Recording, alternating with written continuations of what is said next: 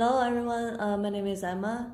Today we will discuss the King County Behavioral Health Legislative Forum, a community conversation about mental health and substance use recovery, which was held on Seattle Center's Exhibition Hall on November 18th, 2019.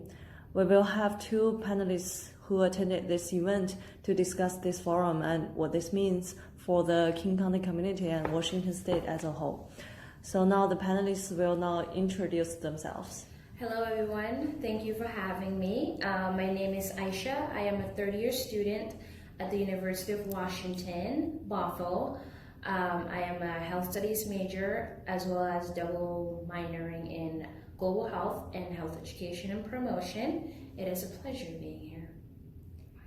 Hi, my name is Jane and I am a senior at UW Bothell. And I major in health studies and biology, and I minor in global health and hoping to pursue in medicine.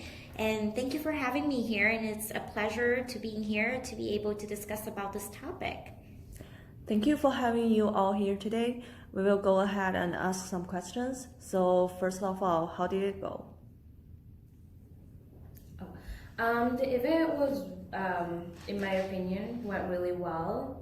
I really liked the structure, how the structure of the event was, like how they started with like a round table where the people got the chance to meet their legislators, and then moving to the stage and hearing people's stories and get to hear the legislators, their plan for the community, and also the diversity of the event was really well. Yes, just like Aisha said, I did enjoy this forum. I did learn a lot. I was able to learn more about the policy and the new changes that will come in 2020. And it was just so inspired to be able to hear the stories from people of their hopes and their recovery, and as well as seeing people from different sector and being able to sit in one area and be able to discuss about this topic with a different point of view. And I was really surprised that I thought it was really professional. And in fact, we have people actually from different places. We have mothers, we have brothers, we have family members. We have people from so many different places and actually sit in one area to be able to discuss about it, which I really enjoy. And although that there could be some feedback and there could be some improvements about this forum, but overall it went pretty well. Can you give us some background on what this forum is about?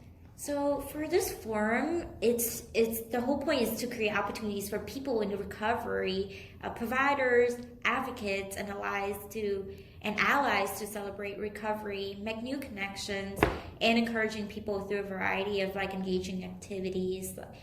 And yes.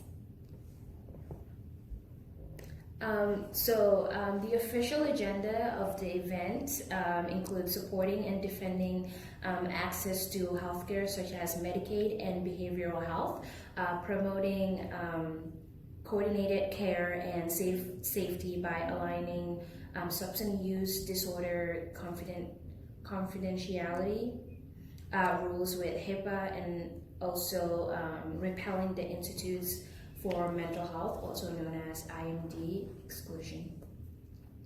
So in terms of the background, logistic, we had an estimate about 650 community members with 22 state legislator and 3 county council member, which is great. And then we also have 1 state legislator and 2 members of the Congress were represented in this forum.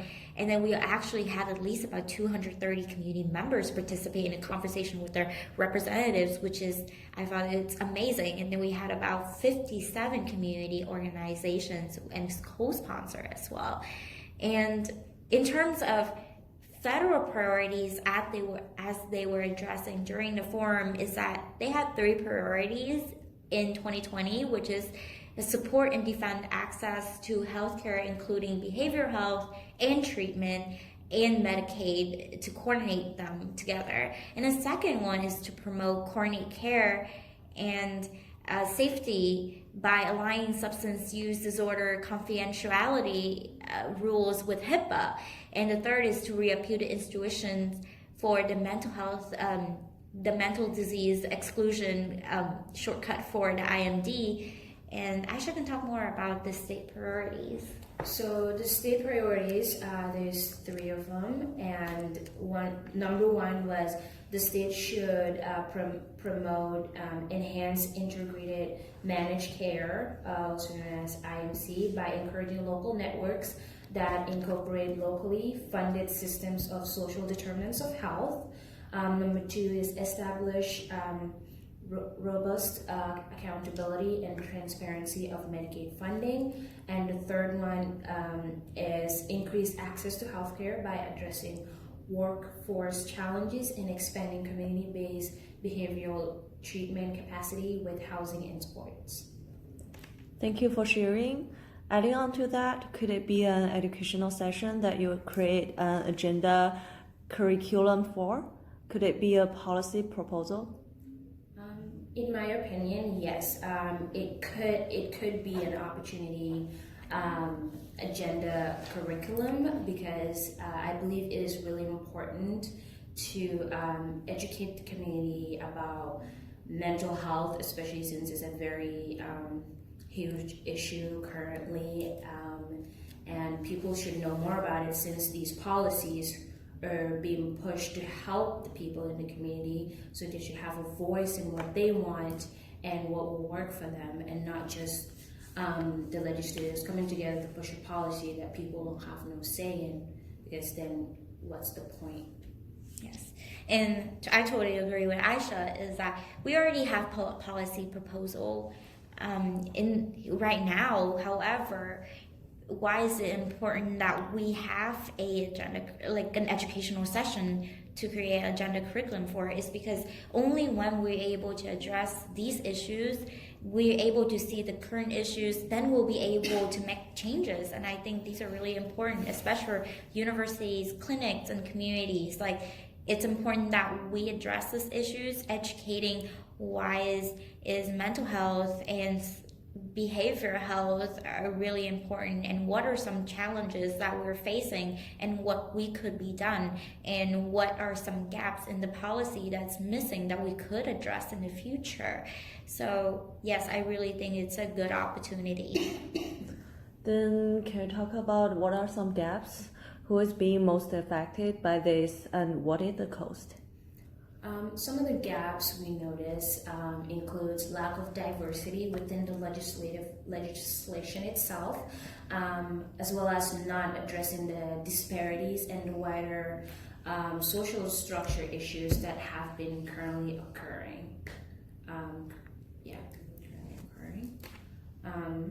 And in terms of who, let me answer you the question, is who is being most affected by this? Well, it's yes, everybody have the potential of being affected by this, like, you know, substance abuse. Like, everybody is at risk for it. However, we should consider that people who experience way many different forms of disparities based on their social location, such as age, sex, gender, race, ethnicity, etc., which could limit to their access to resources, and it could affect them in so many ways, and they could be the most affected by like this topic, and we should consider that.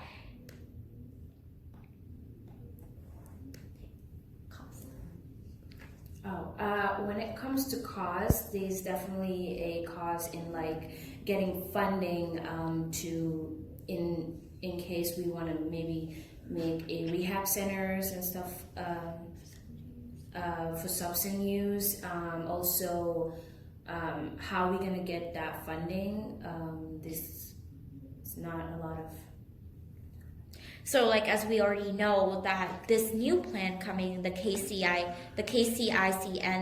it costs over about $180 million per year in like local health, human services, to provide like a whole person care and protective services for like countries' lowest like incomes residents already. So we also have to consider how much it's going to cost us even more, and how we're going to be able to fund these or allocate these funding. And that's something we also have to keep in mind too, as like a resident as well and a taxpayer. Okay, so what are some changes that you hope to see in these proposals? What are some actions as an individual? Some changes we're considering to see in these proposals include educating the police force to learn more about these individuals and also be more aware of ways to handle these issues instead of just sending them to jail, because that's just going to be like a cycle, because once they get released they just end up going back to what they were doing before getting sent to jail, because they don't know where else to go since they're not given like resources or anything like that. So educating the police force about helping these individuals to like other centers instead of just closing them up in jail. Also, another thing to consider is the social dimensions of health. So in other words, considering how every individual is different and have been through different structures.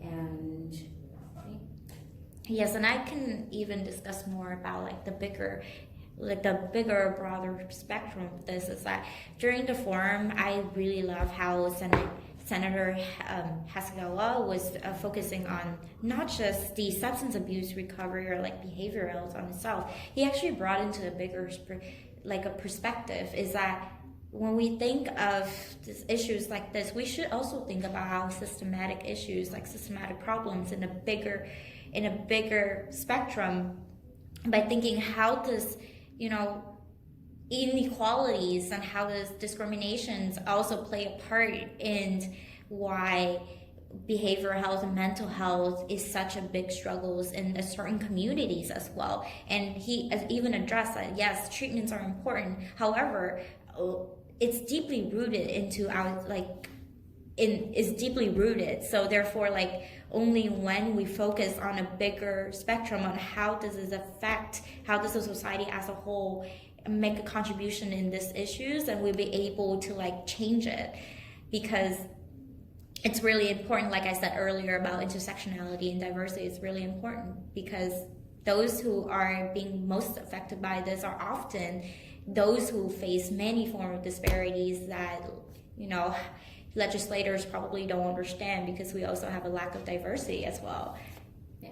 And so as an individual, some of the actions I can take includes attending more events like these, volunteering in community support groups, as well as researching about the candidates before voting for them to learn more about their intentions and what their plans are for the future, and do they even care about the community? Are they thinking about the people, not just one race, but multiple race within the community, and just want to know more about them before voting.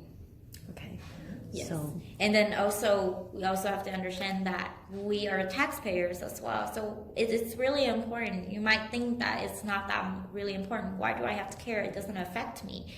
And for some of those who think that it might not affect them or their family members, should think about yes, you're a taxpayer. Your money goes into Medicaids, and your money goes into these funding. And so you have to understand that it plays a big role in the intention versus impact. So where can your money go, and how are you going to be able to make a difference even if you're not being affected by this? And for me as a college student, and we understand that as a college student, we have more privilege and opportunity to have a voice.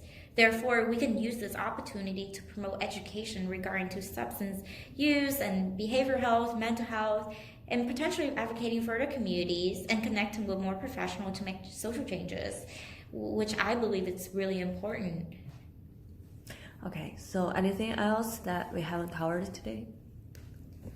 Well, as we already mentioned, that voting is really important. So the election is coming up. So I think it's really important as a citizen, you should contribute in, start voting, making your voice heard, advocating for people around you. And yes. We're also we're hoping to see this topic be more covered on social media and community platforms, or even at universities and clinics. refer people being affected by this issue to get help, or yourself, to resources like CMAR, ACRS, and ICHS. And lastly, keep yourself updated for upcoming events surrounding mental health and substance abuse recovery, because events like these are really life-changing and can really bring the community together. Yes, and the most importantly is to reduce the stigma around this, the stigma around substance abuse, and a lot of time people are being affected by it, not just by their choices. And I think it's important that only when we reduce the stigma, the people are able to seek out the resources that they need and to get better. And we're not just focusing on treatments. Like, this whole forum is to focus on recovery, that there is hope and there's recovery, and we should make changes, and it's important. It really is. Great.